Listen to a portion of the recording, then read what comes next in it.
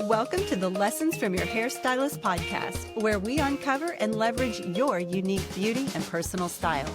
I'm your host, Sarah Cruz, a beauty industry educator and hairstylist with 30 years experience. This show is dedicated to providing you with insights and practical advice for living a happier, healthier, and more fulfilled life. Experience that special stylist-client bond right here as we dive into conversations with experts in beauty and wellness. Here, you'll gain valuable tips on personal style and self-care to empower your journey. Join me to unlock the secrets to living beautifully well while elevating your lifestyle, mind, body, and spirit. Your appointment is now, so have a seat and get ready for transformation. Well, hello and welcome to the Lessons from Your Hairstylist podcast. I'm your host and hairstylist friend, Sarah Cruz. I hope you're doing well today. I'm so excited that you've joined me here. I'm going to do something a little bit different than what I normally do. Today, we are talking about exploring something new. So if you've ever been new at something, whether you are younger and you're just starting out your career or you're reinventing yourself and you're starting into something new, we're going to talk about that today. And specifically, I'm going to be talking mostly to younger people starting in the beauty industry. So that's why it's going to be a little bit different. But if you're not in the beauty industry, or you've been in the beauty industry for quite some time and you don't feel like you're actually new at something, you might still want to hang out with us because it's going to be a good podcast episode. I'm going to share with you some of my stories from the past, some of the things that, I've come through, what it was like for me being new as a stylist. And as I've coached other young stylists, seeing some of the struggles and the revelations that they have come to since they've been in the beauty industry. Now, whether you're a fresh graduate or you're transitioning into a new salon or even starting your own beauty business, the journey can be both thrilling and intimidating. I want to share with you not only just tips, but also stories and insights, like I said, from my own experiences and some of the amazing stylists that I've worked with and had the pleasure of mentoring over the years. Now, before we get into the meat of our discussion, I want to share a little bit about my own journey.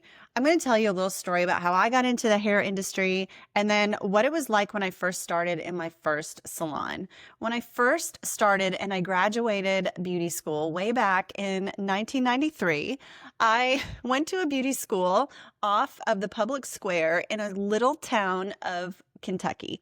So when I was going there, we really did not have a lot of great things to work with. So we didn't really have the latest, the greatest tools or products to work with. It was actually pretty comical. Looking back now at some of the hair that I did in beauty school, it was absolutely atrocious and also hilarious. Some of the best times that I had were actually in beauty school, though, making those mistakes, messing up my own hair, messing up my friend's hair, having to go get an actual professional to fix the hair, and then getting out of school and feeling like I knew absolutely everything and also absolutely nothing all at the same time.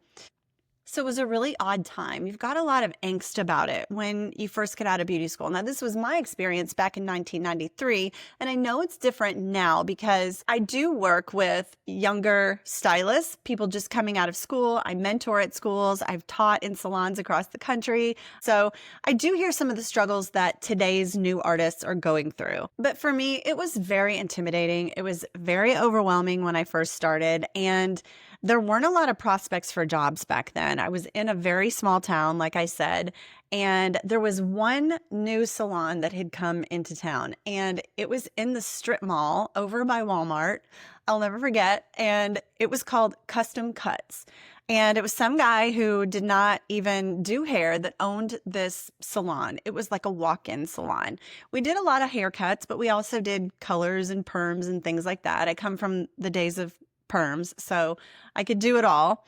And so when I started there, I was told, because it was brand new, that only the top stylists in the town would be invited to come there and work as like their first crew that started working at that salon as soon as it first opened. It was like the big new greatest thing in this small town where I was. And so I didn't even feel like I had a chance. I was already intimidated. I was already overwhelmed. And I'm looking at all these other seasoned stylists and I'm thinking, how am I ever going to learn enough? How am I ever going to make it and be where they are? And it seemed like there was so much information that I just didn't know. And I was so self-conscious and I had no confidence at all whatsoever. And so when I first started at this small salon, which was the latest and greatest in the town at the time, I was told that I could come and work one night a week. So I was just feeling lucky that I was even able to be there on one night a week, that I was given a chair for just that short period of time. And the rest of the time I worked at Walmart. So I worked at Walmart, I worked at the service desk, I did checkout, and I didn't want to be there, but I took that one night a week and I went to the salon, which was really close by, right in that strip mall there. And I would work and I started watching the other stylists. Still felt very intimidated, but I quickly started to, just through practice, by making mistakes, of course, learned to find my own way. I started to find my rhythm, and it wasn't very long before I did that. Now, the funny thing is when I went to beauty school in 1993, they were not even teaching people how to use foils for highlighting yet. We were still using the cap. We had heard of doing foiling, but we didn't know anything about it, and even our instructors didn't know a thing about it. But we were determined. We wanted to learn. And so the instructors let us take a client. The client comes into the cosmetology school, wants a highlight, and we do a foil highlight. It took 3 of us working on the same head, and it took us well over 4 hours to foil this client. And of course, the result was terrible in the end, and we did not know what we were doing. And that was my first attempt at doing a foil. I also remember we had an instructor in beauty school. Her name was Miss Mary. She had to be at least 85 years old. She was an old hairdresser and she was very old school. And I remember I had a highlight client one day and I had pulled this lady through the cap. This girl had said, I do not want my hair cut at all. I want to keep all my length. So I pulled this long hair through this cap. And I put on the blue oil lightener, the dreaded cheap blue oil lightener that we had to work with back in the day. And I put a cap on her, a plastic cap, and I put her under the dryer. And when you're in school, you have to ask the instructor to come over and check your color to see if it's ready to rinse out. And so I call Miss Mary over. And Miss Mary said, nope, she's not ready yet. It's not light enough. And at this point, she had checked her a couple times and her hair there was smoke coming up. Like there was like steam coming out from under the cap. And I was terrified because I thought, well, this lady's hair is just going to break right off. But Miss Mary, she knew. She was like, nope, it's fine. You just keep it on there and I'll tell you when it's ready. So I call her back over. We pull the cap off of this lady. And the hair is smoking like big time. I mean, it was just like, there was just like steam coming off. And the hair felt so mushy and it was absolutely translucent. It was so white. And I went to rinse this girl's hair out in the shampoo bowl and it broke right off. So when I rinsed her hair out with the cap on, I pulled the cap off and half of her hair was literally missing.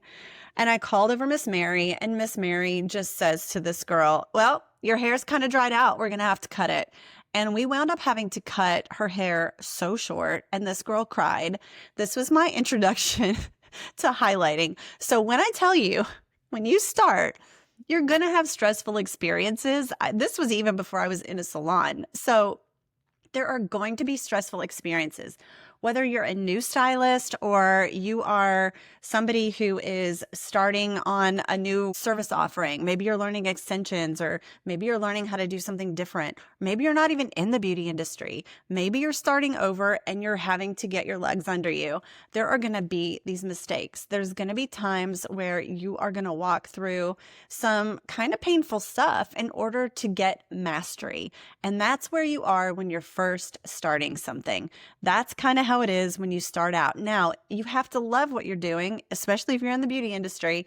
If you're not dedicated to it, you'll never make it through, because the love of that and the determination of wanting to have a career as a hairstylist has got to override the frustration that can come. And I don't want to scare you. And if you're looking to go into the beauty industry or you're just starting out, I want to tell you, it is one of the best careers I think that anyone could possibly have, and the sky is the limit. So I would not let that hold you back. You just want to take it day by day.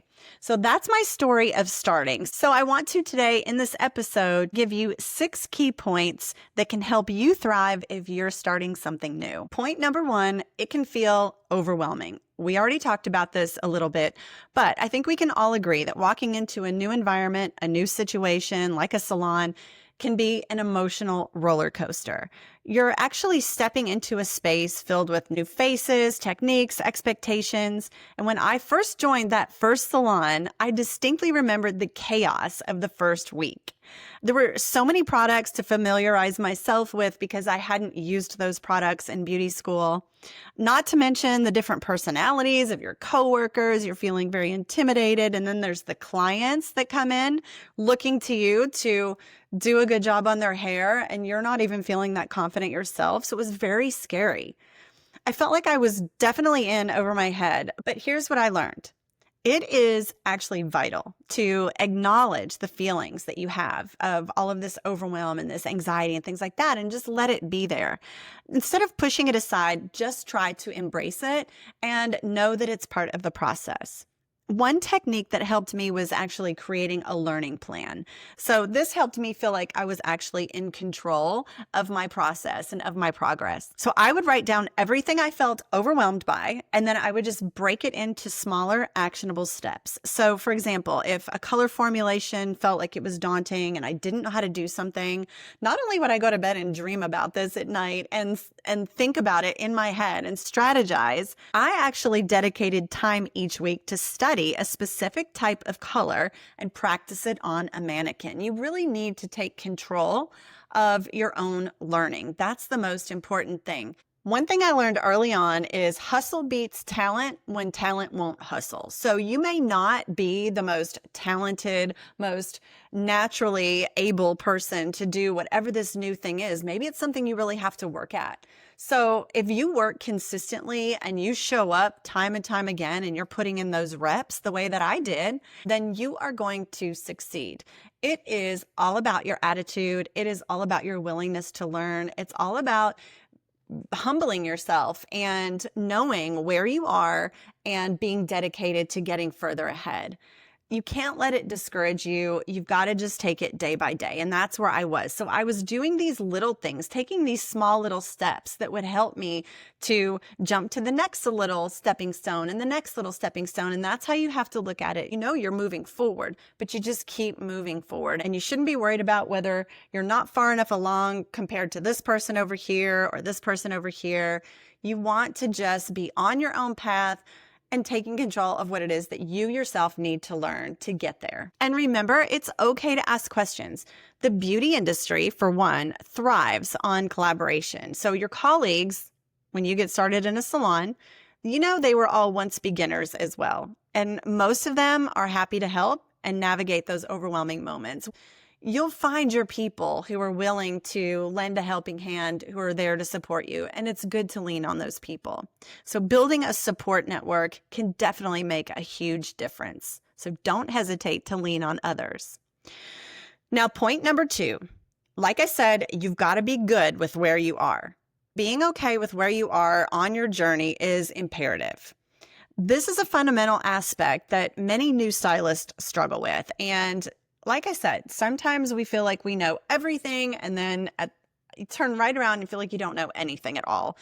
But we live in a world where social media now actually showcases everybody's highlights. And that actually can lead to feelings of inadequacy and comparison. We all know. And I've actually had mentees come to me feeling totally defeated because they see other people their age, okay, comparing themselves to others. They see them achieving these accolades or working at these new cool salons or getting these opportunities. And here's the truth.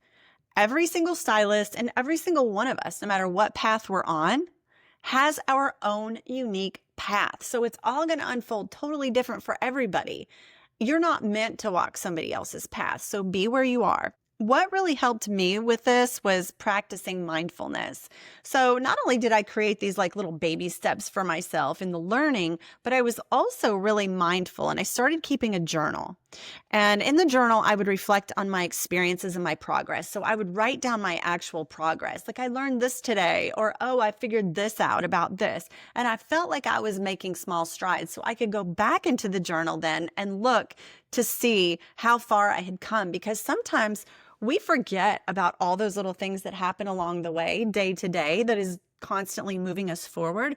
And if you even look over like the course of a week, you're going to look back and think, oh my gosh, I'm actually so much further ahead this Friday than I was last Friday. And we forget that we are making strides all the time. So anyway, each week I'd write down what I learned, what went well, and actually what didn't go well. And this practice not only helped me to see my growth over time, but also allowed me to appreciate the journey.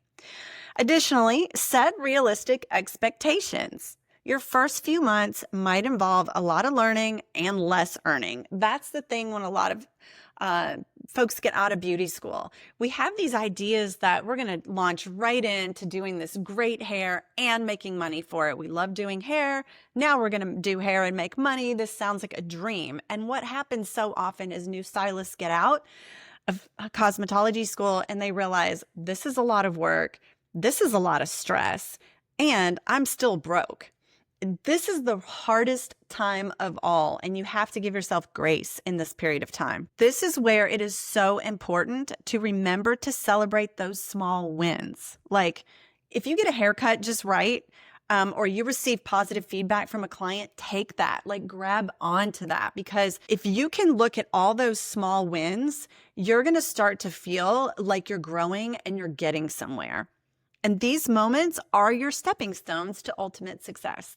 Okay, so moving on to point number 3. How you think about this whole thing really determines how you feel. So how you think is how you feel. You are in control of that. So let's discuss how your mindset actually plays a critical role in your experience. How you think about your new position will significantly change how you feel about it. Now, when I was starting out, I noticed that my mindset was all over the place because it's a lot of anxiety and it's new. It's crazy. And I would swing wildly based on the day's events. I would just kind of let my mind get carried away with me. If I had a bad haircut, I would wonder why it was I ever decided to even go into being a hairstylist. Obviously, I sucked. This was not for me. I was not going to cut it. It was just, I would spiral on something like that. And this was really where I first started actively working on my mindset. And it was out of necessity. I knew I was not going to survive if I could not control the story that my brain was telling me. And once I did this, I actually saw a shift in the experience I was having, even during this growth phase. Now, yes, I did use positive affirmations. I know everybody kind of makes fun of it sometimes, like looking in the mirror, like you are capable, you are strong. But I actually did have to repeat these affirmations to myself almost daily because it kind of kept me going. These mantras were what allowed me to believe. Hearing the words in my brain allowed me to actually believe that I could do it and that I could be successful. So I would say I'm capable. I'm learning, I'm growing. And I know it sounds simple, but it actually did set the tone for my day. The other thing I started learning how to do kind of on my own before I knew it was a thing was this technique of reframing negative thoughts. So instead of, I can't do this, or I don't have the experience for this, or I'm not sure, if you could just shift that a little bit to something more like, okay, I'm learning how to do this. I can learn how to do this. those small shifts, those subtle shifts can make such a difference and can significantly alter your emotional response and how you feel about the entire situation. Again, surround yourself with positive influences. Like, you want good people around you, people that are supporting you, people that are lifting you up, people that are mentoring you. It is the energy of those around you that truly can have the most powerful effect on your mindset. So choose to engage with supportive colleagues. So point number 4, finding a mentor. So speaking of supportive colleagues and mentors who encourage you along your path, it is so important to actually find a mentor. So I've had so many mentors in my career, and they have each grown me in a different stage of my career. Each one has helped me get to the next level. And my very first mentor, I can think back, her name was Martha. This was at the salon, the Custom Cuts salon in the strip mall. Her name was Martha, and she was like the best of the best in the town. So Martha had been doing hair for a long time. Everybody would go to her. She was probably the highest paid, the most experienced, and she was super confident. And I was actually even a little bit intimidated by Martha.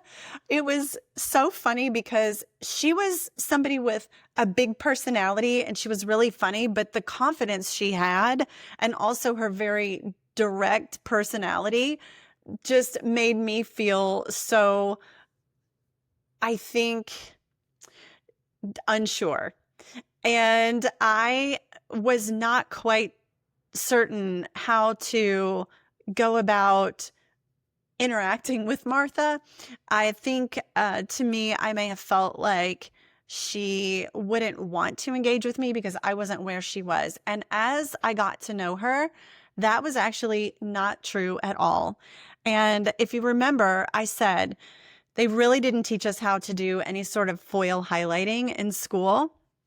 So I really wanted to learn. And one thing that Martha did all day, every day, was she was throwing in those foils, and she did it well. She foiled all of her customers. Now, this is, oh gosh, over 30 years ago. And so this was a brand new technique that she was doing. This was something that people hadn't been doing, and most people didn't know how to do, but I knew I wanted to know how to do it.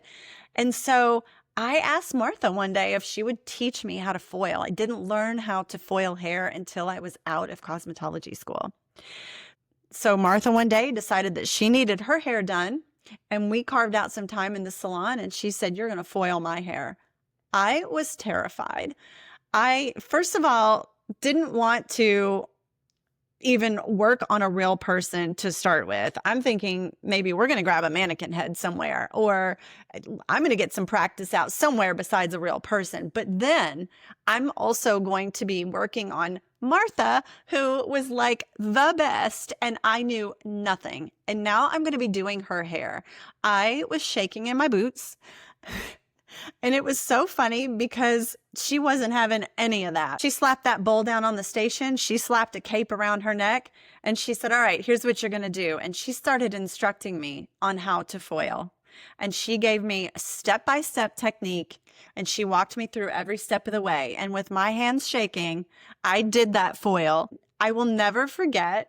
I was so timid by it. I would dip the color brush in the bowl just a little bit, and I would brush just a little bit onto the hair, and then I would go back and I would get some more on the brush, and it would take me like 5 or 6 times to even paint all the color on one foil, and I was so slow. And I will never forget, she said, "Don't let me see you dipping back in that bowl again." She said, "You put color on that brush one time and you slap that on there and fold that thing up." And so I was not going back in the bowl for another bit of color. I got it all on the brush at one time, and I put that on, and I folded that foil up, and I crossed my fingers. It was so funny.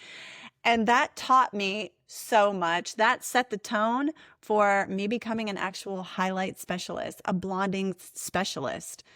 I cannot be more grateful to Martha. I don't even know where she is these days, but that was what set me on the path to specializing in blondes. So what I say is, find yourself a Martha in the salon when you first get out.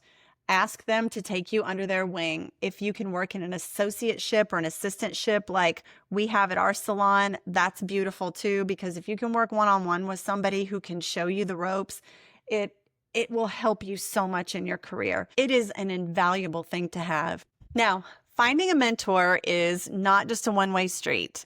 It's a two-way street. Don't forget, if you're asking someone to take the time out to invest their energy into you and give you their knowledge, you need to show up in the best way possible. You need to be grateful. You need to do your homework. You need to be prepared, and you need to honor their time. Be sure that you're doing all of those things, because while so many of us in the industry are happy to mentor and take someone under our wing, we want to know that that person is invested too. So you've got to show up 110%. If you want someone to help you, you definitely need to be putting in the work and helping yourself too.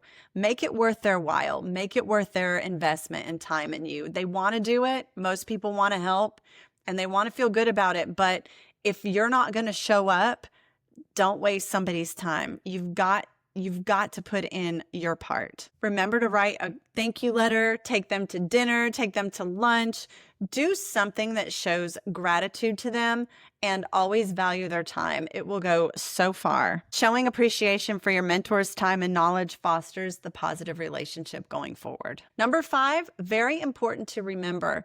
You are in charge of how fast you succeed. I know it may not seem like it. I know it may seem like everything's against you and you're kind of at the mercy of the industry or whatever it is that you're starting that's new. But I can tell you that you are in charge of how fast you succeed. Now, this realization, if you can just come to that, is incredibly empowering. I mean, it's easy to feel like your success is dictated by external factors, like the salon you work in or the clients you attract. But the truth is actually that you have more control over your journey than you might think. So start setting your own goals. Your salon might have goals for you. There may be certain frameworks that you're going by in your place of business or where it is that you work, but set your own goals. Like, know where you want to go and set your own little benchmarks for yourself. Instead of measuring success by someone else's standards, define what success is actually going to look like for you. Like, what do you want? So for some, it might mean building a loyal clientele. For others, it could be mastering a specific technique. It could be launching their own brand. It could be teaching as an educator later on down the road. Could be working in film or TV. Whatever it is that you're looking to do, set your own little goals and benchmarks on what would make sense for you to achieve to get to the next step in that process. And don't forget to hold yourself accountable. Regularly check in with your goals. And don't be afraid to adjust them over time. Sometimes our goals change, and that's okay. It doesn't mean that you're failing or you're quitting or anything like that. Sometimes those things will change, and that's okay. But just be about your business and heading in the direction that you want to go. And you will find that the right things unfold for you. And remember, again, this is your journey. It's perfectly okay to take your time and progress at your own pace. Everybody's life is different. Now, finally, point number 6, learn the art of communication and connection. This might be the most important thing to know.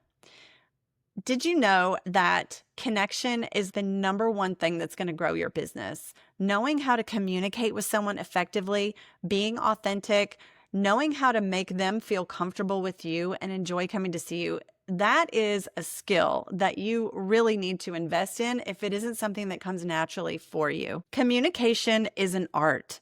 Building relationships is at the heart of our industry. Clients want more than just a haircut. Everybody could do a haircut. Anybody can do a service, a hair service, and you don't have to be perfect at it. You don't even have to be one of the best. If you know how to connect with clients, you'll go further than everybody else. It doesn't matter if somebody's got all the technical skill in the world. If they don't make somebody feel comfortable, if they're not warm, if they don't know how to build relationships, they won't get as far as someone who's over here being a mediocre hairstylist technically, but knows how to connect with the clients and treat them well and make them want to come back. That's the skill. That's where it is. So focus on developing your communication skills. Practice active listening. This is a skill. When you active listen, you're not talking. So many times we want to seem like the expert. We want to seem like we've got the answers, and we want to fill that silent space. Start to get very comfortable with silence. The more you're silent, the more you listen, the more you're going to learn about the client and the better you're going to be able to serve them. Don't be so quick to talk all the time. Get really, really good at listening. And when you're listening, ask follow-up questions. Continue to ask the client, explain that to me. Ask open-ended questions. That's a part of active listening. You want to learn all you can about that person so that you can customize a plan for them, and that is what's going to make them come back. So be a little quieter, listen a little more, talk a little bit less. It's also going to get them to trust you, and that is everything. Now, you might have software in your salon that keeps a client profile where you can enter the data in, but make sure that you're taking notes on each one of your clients, know something about them personally. Make sure that you know something about their story on a personal level, their likes or their dislikes, certain things about them that set them apart. That stuff is very special and very important. So this is also going to help you to remember information about future visits as well. I have one client that comes into the salon and she likes to have her hair rinsed in cold water. And it took me several times to actually remember that. But once I remembered that, I knew that she could trust that I was always going to remember that. And that was an important thing to her. And she had to tell me to do it the first few times. I shouldn't have been so slow to actually absorb that information and remember to do it. It did take me a few times, but now I know that I'm always going to rinse her hair in cold water and she's not going to have to tell me. So she's going to feel like I know her. I'm doing something for her that I know she likes, which is different from everybody else. And it's the tiniest little things like that that make all the difference. Now, the one thing you can do to be authentic and be a little bit warm is to share things about yourself, but you want to be very careful with that. You want to talk more about the client than yourself, but it's okay to share stories if you have some common interests or you can relate on a certain level. I mean, honestly, building a relationship and a connection is a two-way street. So you are going to talk some about yourself. You're going to reveal some things about yourself. For example, I share stories about things that, are happening in my life. It's more of like a storytelling session. So it isn't just me going on talking about myself. I can turn it into a story where there's a premise, there's a beginning, a middle, and an end. And it becomes a little more entertaining. They get to know something about you while at the same time, you're not just rambling on about yourself, talking about yourself. If it's in a story format, it's a good tip to do it that way because it's more engaging for the client. And I have several stories that come up over time. If I've had a client for several years, they've probably heard several of these stories. And then I have other stories too that just, come up in life. But one of them is kind of a hilarious story about a spa experience that we had when we went out to Napa Valley. And it's funny because we had one of the members of our group that went out to Napa coordinate this spa experience, and it was a mud spa experience, and there were 4 of us going, and to save money it was booked as a couples experience. And so without going into all of the awkwardness that came about because of that spa experience, that has been one of the most hilarious stories that I can actually tell about myself, get the client to feel like they know me a little bit more, but also make them laugh and entertain them. If you're going to talk about yourself, I would suggest that you learn to be a storyteller. It just humanizes you, and it also encourages the clients to open up as well, which is obviously what you want because you want to get to know more about them. Also, it's great to share your favorite products, things like that. That's a given. Selling retail is many times something that is going to be important to your growth in the salon as well. So learning how to almost use story in talking about your products and how to use those. That can be a very effective way of selling when you feel like you're somebody that doesn't want to sell. If you don't enjoy selling, story is a great way to do that. So wrap up what you're doing in story. For example, you could open it up with a question like, hey, do you use a heat protector on your hair? Whatever their answer is, just a gateway for you to be able to say, okay, great. Well, I'm going to use this on your hair, and here's what it does, and here's how you use it. So if you're someone who is trying to grow in your career, you're brand new and you feel awkward with selling retail, and you feel awkward with that communication, then that's a great way to do it. It's a little bit of storytelling because you're just telling. You're not selling. And it makes it easier, and it breaks the ice, and it allows you to have a more natural conversation. Now, past that, I will say, do not underestimate the power of a follow-up. So a simple text message or keeping in touch with your clients in between times to keep them coming back so that they feel like you're truly connected and invested with them. That is so important. That personal touch is everything. So you might follow up and just ask how they like their haircut. If you know that they're going through a rough time, or somebody's sick in their family, or something new is coming up in their career, things like that, text them and check on them and see how that's going for them, because that goes a long way. Connection and communication are probably the biggest things that you can do when you're first starting something new to move forward and to make progress. The more you can connect with someone, the more that you can have people's support around you, the better off you're going to be, and the quicker you're going to grow, and the quicker you're going to succeed. So that concludes the 6 points that I had for navigating starting something new. It's really hard. It is overwhelming, but we all do it at some point. And I know that this has been very much about the beauty industry and about new stylists, but I am very passionate about that avenue. I do enjoy connecting with and helping new stylists to find their way. So this is a little bit of a different podcast episode. If you're not in the industry, I hope you still enjoyed it. But in any case, no matter who you are or what you do for a living or what new thing you're starting, make sure that you just embrace those overwhelming feelings. Be okay with where you are. Cultivate a positive mindset. Seek mentorship. Take charge of your own success and master the art of communication. Now, these insights come from my heart and my own personal experience. I hope that they have resonated with you and they have helped you in some way. Just remember that you're not alone in this journey. Everybody's new at some point, and you have everything you need to succeed. Thank you so much for tuning in, and I can't wait to chat with you on the next episode of the Lessons from Your Hairstylist podcast. Thank you for joining me on this episode of Lessons from Your Hairstylist. I hope you found inspiration and actionable insights to embrace your unique beauty and elevate your life. Remember, it's all about taking small steps towards a happier, healthier you.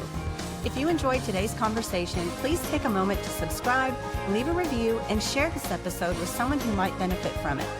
Together, let's continue unlocking the secrets to living beautifully fulfilled. Until our next appointment, keep your thoughts on your visions, your self-talk kind, and remember to keep your heart open so you don't miss any opportunities waiting for you out there. I'll see you on the next one.